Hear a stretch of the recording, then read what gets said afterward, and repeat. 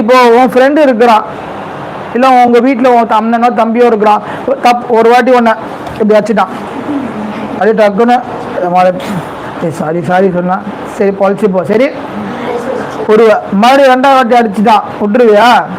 முதல் வாட்டிக்கு சேர்த்து என்ன பண்ணுவேன்?